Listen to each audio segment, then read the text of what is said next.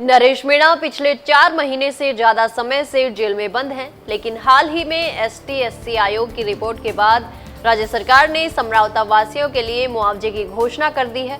मगर इसी बीच पूर्व विधायक प्रहलाद गुंजल के बयान ने एक बार फिर राजस्थान की सियासत में हलचल मचा दी है।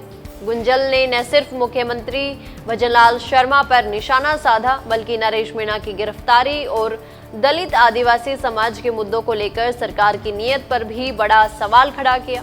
तो आखिर क्या है पूरा मामला, क्यों भड़के हैं प्रहलाद गुंजल और क्या सच में दलित और आदिवासी समुदाय के साथ भेदभाव हो रहा है? आइए जानते हैं पूरी रिपोर्ट में। राजस्थान की सियासत एक बार फिर से गर्मा गई है। पूर्व विधायक प्रहलाद गुंजल ने मुख्यमंत्री भजनलाल शर्मा पर सीधा हमला बोलते हुए कई गंभीर आरोप लगाए हैं। उनका कहना है कि जब नरेश मीणा के पिता मुख्यमंत्री से मिलने पहुंचे थे, तब उन्हें पूरी तरह से नजरअंदाज किया गया। इतना ही नहीं, उन्होंने ये भी कहा कि वे नरेश मीणा के पिता और मुख्यमंत्री के बीच हुई बातचीत पर टिप्पणी नहीं करना चाहते, लेकिन उनका मानना है कि एक बुजुर्ग व्यक्ति कभी झूठ नहीं बोल सकता।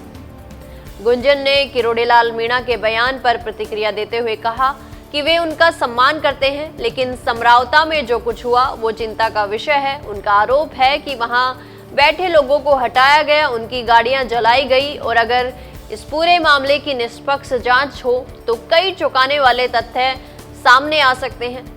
गुंजल ने यह भी कहा कि ST/SC आयोग की रिपोर्ट सरकार के चेहरे पर तमाचा है। उनका मानना है कि दोषी अधिकारियों पर सख्त कार्रवाई होनी चाहिए ताकि ये संदेश जाए कि सरकार दलित विरोधी नहीं है। उन्होंने नरेश मीणा की जमानत न मिलने पर भी सवाल खड़े किए और कहा कि एक आदिवासी नेता को बिना वजह महीनों तक जेल में रखना न्याय की खुली अवहेलना है। उन्होंने सरकार की मंशा पर सवाल उठाते हुए कहा कि ये घटनाएं साफ दिखा रही हैं कि सरकार का दलित और आदिवासी समाज का सम्मान का दावा केवल एक दिखावा है।